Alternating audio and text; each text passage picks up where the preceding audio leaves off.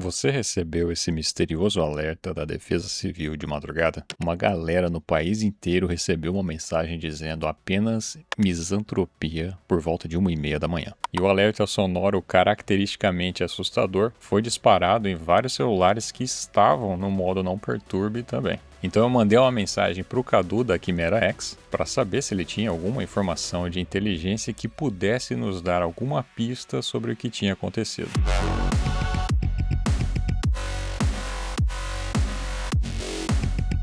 Fala, noobs. Um recado rápido aqui. A data da volta do Cyber Noob Podcast vai ser divulgada muito em breve. Então é só me seguir nas redes para ficar sabendo quando será a data do próximo episódio do Cyber Noob Podcast. Mas eu não queria deixar vocês sem podcast até lá.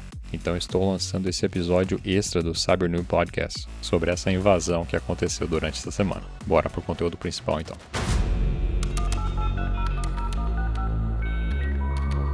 Muita gente me pergunta sobre essa área de CTI, né, de Cyber Threat Intelligence, porque é um termo que a gente emprestou dos militares, né, de inteligência, informação de inteligência, então a galera tem muita curiosidade em relação a isso. Você tem uma empresa de Cyber Threat Intelligence que cuida dessa área, como que você teve acesso às informações, como que isso funciona e como que nesse caso específico isso permitiu que você rapidamente entendesse, tivesse uma boa visão geral do que provavelmente aconteceu. Boa, esse é um ponto muito importante para a gente poder discutir, porque na nossa área, qual que é o maior problema?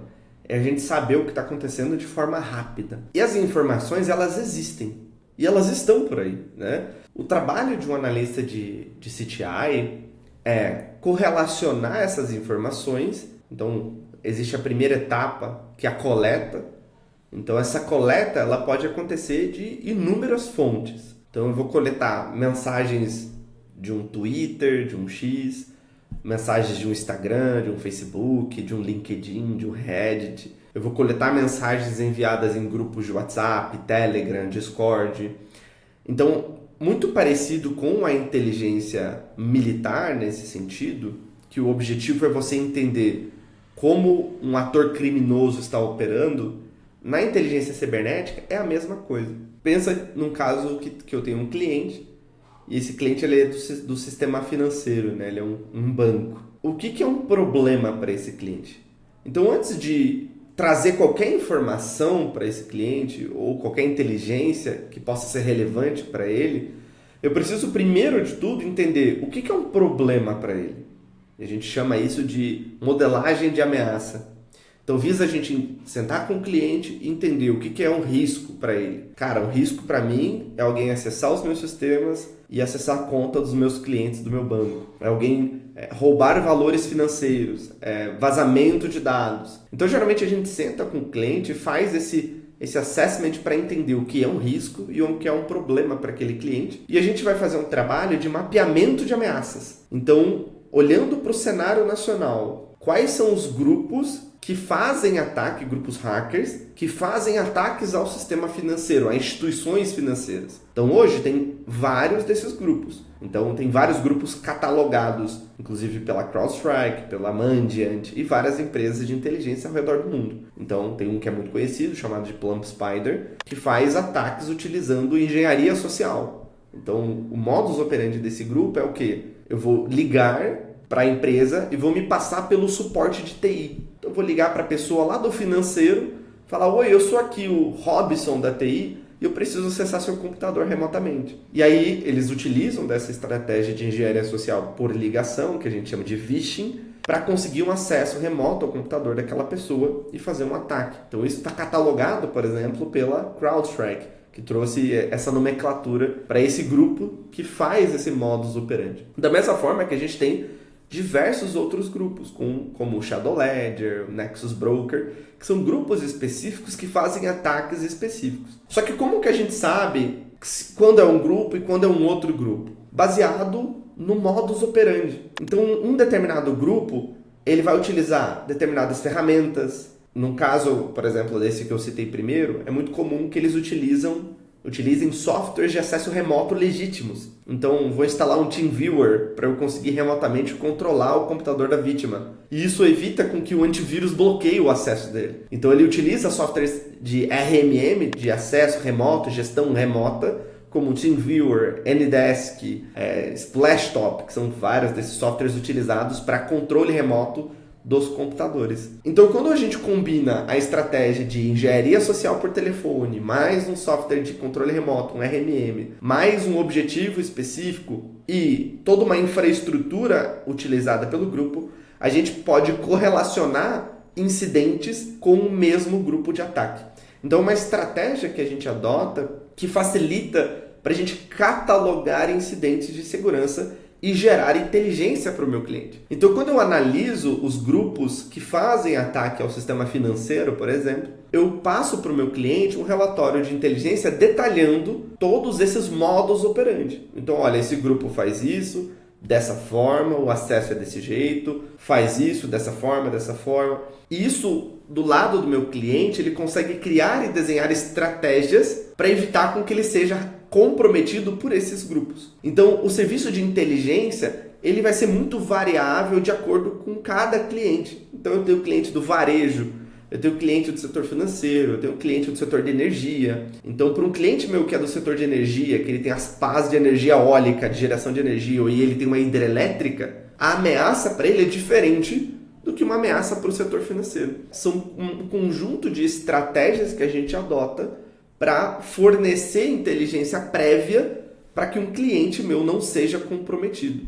Então, a ideia é a gente, não é prever, porque ninguém consegue prever nada, mas a gente consegue desenhar cenários prováveis de ataques direcionados àquele cliente específico. E a gente faz isso através do Quimera, que é a nossa plataforma. Então, hoje nós até temos uma unidade focada em serviço dentro do Quimera, em que a gente realiza o serviço de inteligência, mas nós disponibilizamos uma plataforma onde o próprio cliente consegue fazer o que a gente chama de caçar de ameaça. Então ele consegue fazer o threat hunting procurando por padrões de ameaça. Então ele viu um determinado endereço IP trafegando na rede dele e ele quer entender se aquele endereço IP pertence a um determinado grupo de ataque, se aquele endereço IP ele é um IP malicioso ou não. Ele consegue entrar no Quimera e investigar aquele endereço IP. Ele consegue investigar um domínio. Ele consegue investigar uma empresa. Então, ele tem uma aba de vítimas de ransomware. Então, eu consigo clicar e a plataforma mostra quais foram as empresas vítimas de ransomware dos últimos minutos. Então, olha, 5 minutos atrás, a Nintendo sofreu um ataque de ransomware, por exemplo. Da onde vem essa informação? Entra muito do que eu falei do começo, da coleta dos dados e a correlação dessa informação.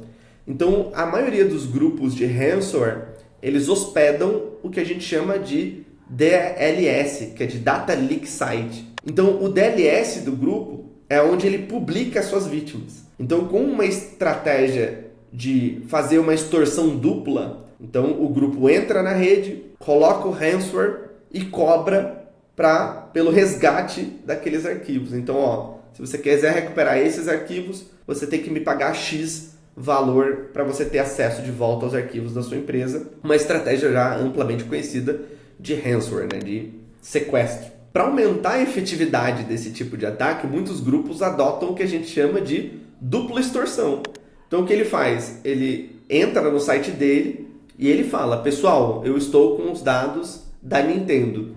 E Nintendo, se você não me pagar, eu vou divulgar as suas informações. Então isso é o que o grupo faz, ele faz duas extorsões. Ele fala publicamente e ele fala para a empresa. Então, se a empresa não pagar o ransomware, eles ainda divulgam as informações publicamente. Então, quando a gente analisa um grupo que fez o ataque na Nintendo, que é o Shine Hunters, que é um grupo amplamente conhecido por fazer esse tipo de ataque, a gente tem todo o modus operandi utilizado por aquele grupo para fazer esse tipo de ataque. E dentro do Quimera, a gente consegue catalogar as vítimas daquele grupo, quais setores aquele determinado grupo mais ataca, a infraestrutura utilizada por aquele grupo, qual é o endereço na rede Tor do DLS daquele grupo, onde eles hospedam a página das vítimas. Então, para a gente conseguir gerar uma inteligência prévia desse nível para os nossos clientes, a gente precisa fazer o scrapping de todos os DLS, de todos os grupos de ameaça. Além disso, a gente precisa, por exemplo, fazer scrapping de vários grupos de vendas de credenciais, vendas de cartão de crédito.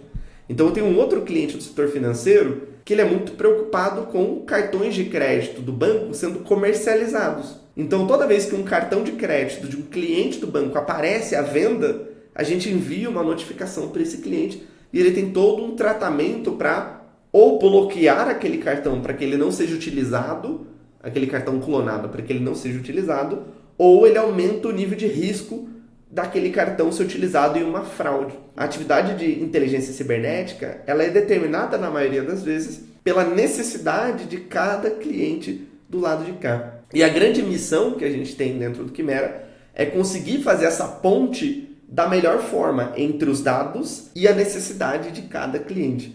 Então, existe uma série de distribuição dentro da atividade que vai desde monitoramento de pirataria, monitoramento de abuso de marca. Então, uma pessoa foi lá, pegou a logo do CyberNoob, criou uma página falsa no Instagram, se passando por você e utilizando a sua marca de forma indevida, por exemplo. Se você tem um registro de marca no INPI, você consegue, através de um DMCA, enviar uma requisição para a Meta falando, olha, esse dado é registrado, é uma marca registrada, e esse perfil está utilizando essa marca registrada de forma indevida, e você pode pedir o takedown daquele conteúdo, que ele seja removido, porque ele está utilizando a marca registrada de forma indevida. Então, é uma das estratégias que existe dentro da atividade de inteligência cibernética. Identificar perfis falsos utilizando a logo e a marca daquele cliente de forma indevida. Então, quando você analisa, é uma quantidade de fontes absurda que é necessário você monitorar. Então, exige toda uma estrutura e uma infraestrutura de pipeline de dados. Só para comprometimentos de InfoStealer, por exemplo, a gente já processou 50 tera para a gente conseguir gerar inteligência para os nossos clientes. Isso só em cima de InfoStealer. Então, quando a gente para analisar todo o resto que a gente coleta, a gente consegue gerar uma inteligência muito massa. Vou dar um exemplo para você. Todos os sites criados nas últimas 48 horas, o Quimera acessa todos eles e salva o conteúdo para análise. Então você consegue dentro da plataforma pesquisar no corpo da página de qualquer site criado nas últimas 48 horas. Então alguém foi lá, criou um site que não tem nada a ver, o URL, não tem nada a ver, e você pode pesquisar que tenha citado a palavra iFood, por exemplo, no corpo da página. O iFood é um cliente do Quimera hoje. Então qualquer página na internet que seja criada, que cite a palavra iFood, isso gera uma detecção para a gente e o nosso time vai identificar se aquilo é um problema, se aquilo é uma ameaça ou não. E a gente utiliza muito LLM para facilitar esse trabalho que a gente faz de processamento e análise de dados. Então, o principal objetivo é esse, sabe? A gente conseguir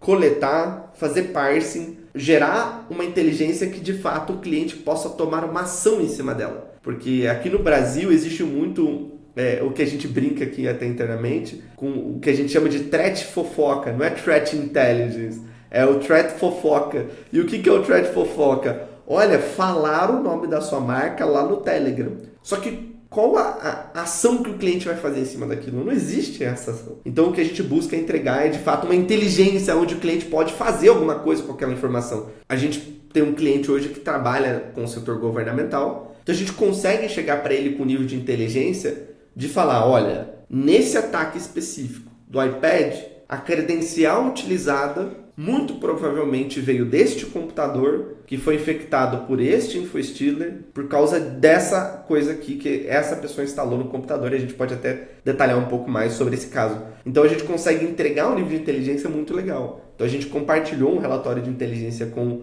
o CETIR, que é o Centro de Tratamento e Resposta a Incidentes do governo, para eles conseguirem levar isso adiante para fazer um tratamento adequado sobre esse incidente que a gente está aqui para comentar, entendeu? Ou seja, antes do incidente acontecer, a Threat Intelligence vai te ajudar a entender qual provavelmente será o seu atacante e como provavelmente você vai ser atacado, e depois do incidente acontecer, ela vai te ajudar a entender o que provavelmente aconteceu e qual tipo de atacante te atacou. É isso aí, exatamente.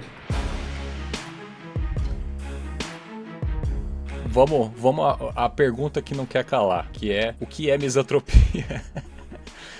Brincadeira, não é isso, mas eu recebi muito essa mensagem hoje. Achei até engraçado, né? Porque não é uma palavra muito cotidiana, né? Eu falei, vou perguntar pro Cadu, porque se tem alguém que tá em cima, quem tá entendendo o que tá acontecendo é ele. O que você pode nos contar sobre o que aconteceu aí? Bom, qual é a hipótese que eu estou trabalhando e que eu compartilhei essa inteligência com o órgão responsável é que não aconteceu nenhum tipo de exploração de vulnerabilidades em cima do sistema, e sim um uso de credencial já existente de um servidor. Numa atividade comum do dia a dia, o servidor da Defesa Civil ele precisa enviar alertas de tempestade, ele precisa enviar alertas para a sociedade.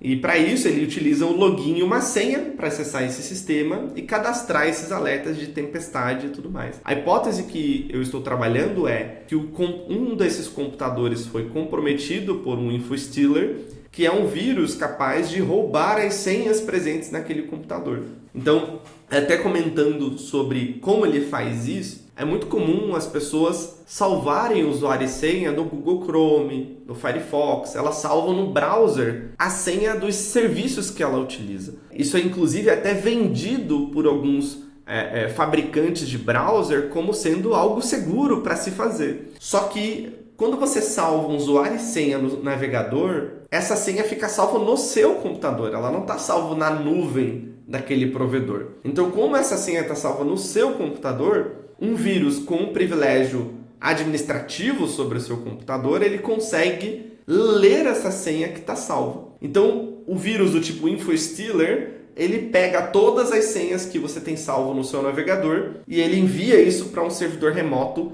aonde o atacante consegue vender essas credenciais ou utilizar essas credenciais em um determinado ataque. Quando a gente faz um recorte anterior mas como que você baixa um infostealer? Da onde vem um infostealer? Como é que você baixa esse vírus? Você entra lá num portal e baixa ele pronto? Não é assim que funciona. A ideia do vírus é ele ser imperceptível, você baixar sem querer e acabar executando sem se dar a noção de que aquilo é um vírus. E uma estratégia que é adotado principalmente por operadores que rodam esse tipo de operação de infostealer é esconder ele dentro de programas de cracks, programas de hacks para jogos. Então, uma ferramenta muito conhecida que é utilizada para esse fim de mascarar o uso de um infostealer é o KMS Pico. O KMS Pico é uma ferramenta que é utilizada por algumas pessoas para ativar o Windows de forma pirata. Então, você não quer comprar uma licença da Microsoft, várias pessoas acabam adotando a estratégia de utilizar um software pirata, o que, obviamente, eu não recomendo para ninguém fazer. E quando você faz um download de um software como o KMS Pico para poder ativar o teu Windows, o teu Office, ele pode vir com um presente junto, né? A gente brinca que não existe almoço grátis. Então, quando você executa o KMS Pico e ele ativa o seu Windows bonitinho lá, tá tudo funcionando, por baixo dos panos, ele está executando esse malware que vai roubar as senhas do seu navegador e exfiltrar essas informações para um servidor remoto. Então, esse é um dos exemplos de distribuição desse tipo de malware, mas que acontece com um Photoshop pirata, mas que acontece com um software pirata utilizado por arquitetos, acontece com jogos de futebol, jogos de FPS. A pessoa ela quer garantir com que ela vai conseguir ganhar no jogo. Então, para ela ganhar no jogo, ela pode adotar uma estratégia de utilizar o que a gente chama de hack, que é basicamente uma forma dele conseguir atirar e acertar sempre o inimigo. E nesse caso em específico, a hipótese que eu estou trabalhando é que a pessoa baixou um patch do FIFA. Então, o FIFA ele tem uma série de restrições que você não tem acesso se você não comprar uma DLC. Então, a estratégia dele foi: eu vou baixar esse software que vai me dar acesso e desbloquear tudo que eu tenho aqui dentro do FIFA.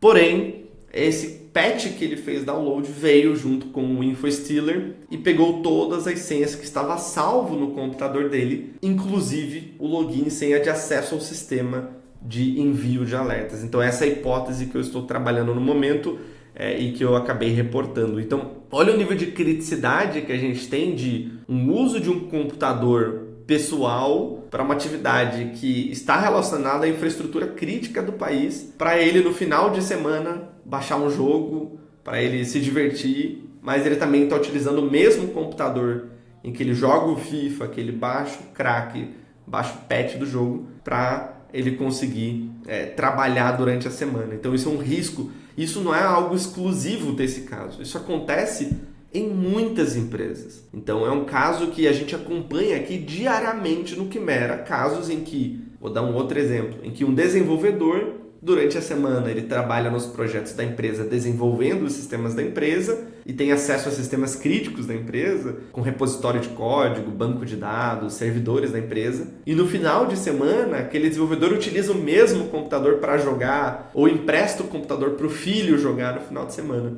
Então, o filho, utilizando o computador no final de semana, acabou infectando a máquina que era utilizada para trabalho também. Então, é sempre importante para as pessoas terem essa noção de separação do que é computador de trabalho, o que é computador pessoal, que ele pode fazer o que ele quiser. E além do mais, nunca baixar softwares que você não confia, porque você vai ganhar uma vantagem em cima daquilo, seja um patch para um jogo, um software pirata, etc. Então a distribuição desse tipo de malware geralmente acontece dessa forma e o roubo de credencial geralmente acontece dessa forma.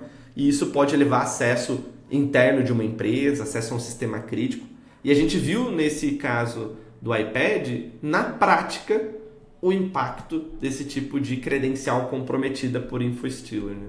Ou seja, nesse caso específico dos alertas à defesa civil, a hipótese que nós temos aqui então é que não seria necessariamente um mega hacker que está descobrindo exploits novos e fazendo coisas malucas. Ele soube onde procurar e descobriu uma credencial válida e foi lá e tentou e conseguiu acesso. Exatamente. Ele procurou uma credencial vazada desse sistema, de um servidor, utilizou o login e senha. O login, inclusive, é um CPF e uma senha de 6 dígitos, uma senha extremamente fraca, e o login é um CPF, que é uma informação facilmente encontrada também. E ele utilizou essa senha vazada para conseguir acesso ao sistema. Então, essa muito provavelmente foi o acesso inicial ao sistema e, posteriormente, o envio da mensagem com o próprio perfil de acesso que ele já tinha dentro do sistema.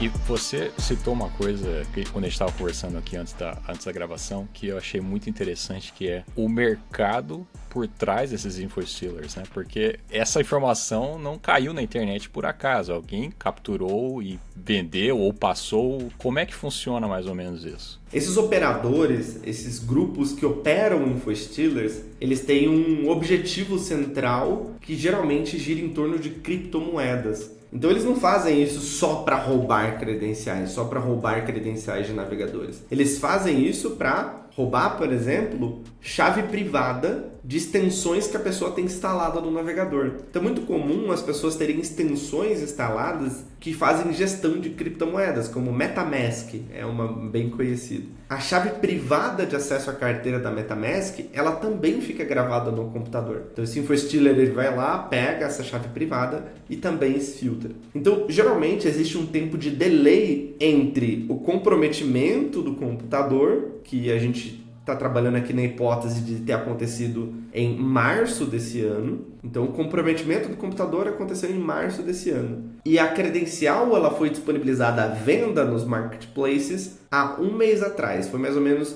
dia 26 de maio, isso, né? 26 de maio. Quando a gente olha, a gente está falando de quase 3 meses entre o comprometimento do computador e a disponibilização dessa credencial à venda. Então, olha a distância que a gente tem. O que acontece nesse meio do caminho aqui? É muito comum, então, que esses operadores façam essa operação de InfoStealer, coletem essas informações e antes deles disponibilizarem a senha à venda, eles vão entender quem eles comprometeram, quais computadores eles comprometeram com essa estratégia de software pirata e tudo mais. E a primeira coisa que eles analisam são criptomoedas. Esse computador, ele fez login em uma carteira de criptomoeda? Existe algum cookie de sessão ativo que possa ser reaproveitado para roubar criptomoedas? Existe uma chave privada de alguma carteira que ele possa acessar e fazer o roubo de criptomoedas? Então essa primeira etapa é focada nisso. A segunda etapa é identificar, tem alguma credencial aqui que é de uma VPN de uma empresa, que eu possa vender para uma gangue de ransomware. Então, ao invés de eu disponibilizar no mercado geral, existe muito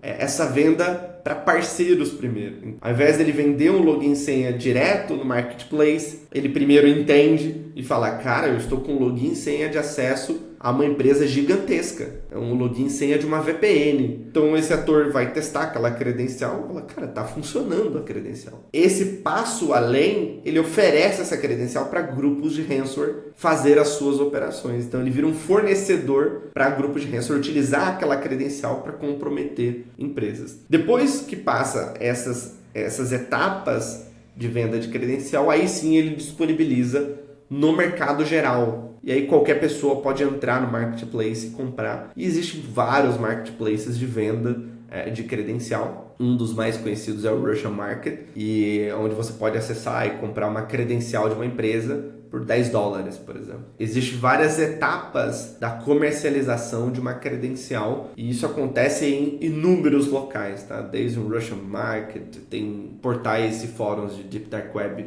com foco em venda, tem foco em venda específica. Então o InfoStealer, dependendo da classe, a gente tem vários conhecidos, tá? A gente tem o Luma, a gente tem o Stealth, tem vários InfoStealers conhecidos no mercado, e cada um deles opera de um jeito. Um deles, por exemplo, pega até arquivos do desktop. Então ele vê se no desktop do usuário tem um docx, se tem um ID RSA, uma chave privada de SSH, se tem algum certificado. Então ele seleciona algumas extensões que ele acredita que pode ser mais interessante, e ele também filtra esses arquivos do desktop, da pasta de documentos do usuário. Então, os InfoStealers, eles vão evoluindo ao longo do tempo. Então, no passado, eles pegavam só senha. Aí eles evoluíram para pegar cookie do navegador também. Aí depois de cookie do navegador, eles evoluíram para pegar o histórico de navegação do usuário. Aí depois eles evoluíram para pegar o que tem as extensões instaladas no computador. Depois que eles entenderam que para você utilizar um cookie, muitos providers eles fazem fingerprint do device. Então você só vai conseguir, por exemplo, para você reaproveitar um cookie do Google, é muito difícil de você conseguir pegar um cookie de um computador e usar o mesmo cookie em outro computador. O Google tem uma série de proteções de fingerprint para evitar isso. Então o que eles passaram a fazer? Vamos coletar as informações do computador.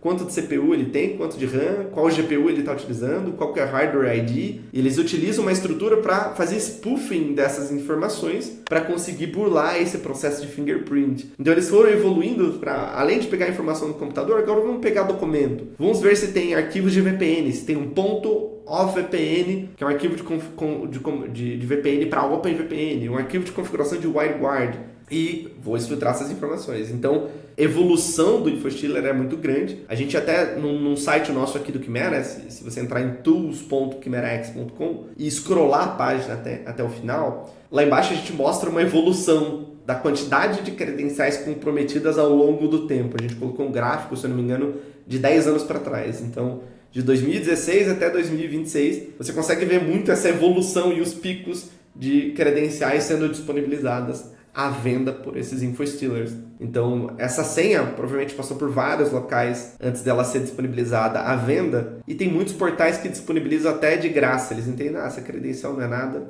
e disponibilizam a senha de graça para ser utilizada por qualquer pessoa. Então, isso pode ser um desconhecimento do ator que fez o ataque a esse computador e não entendeu que era uma credencial crítica, porque se o ator que fez o ataque de InfoStealer entendesse o poder dessa credencial, muito provavelmente ele não teria disponibilizado no marketplace, muito menos de graça. Ele poderia vender essa informação, vender esse login e senha para um estado adversário. É claro que o Brasil não tem muitos adversários geopolíticos, mas ainda assim, imagina um país adversário com esse nível de acesso em um outro estado, nação, onde ele consegue enviar uma mensagem broadcast para o país inteiro. Então isso é um risco à segurança nacional do país, quando a gente para analisar por esse prisma, né? Então, falando sobre a cadeia completa de InfoStealers, funciona dessa forma. Muito interessante, porque nós temos aquela visão do hacker no porão, sozinho, fazendo um ataque do começo até o final, né? O cara solitário ali no computador e tal.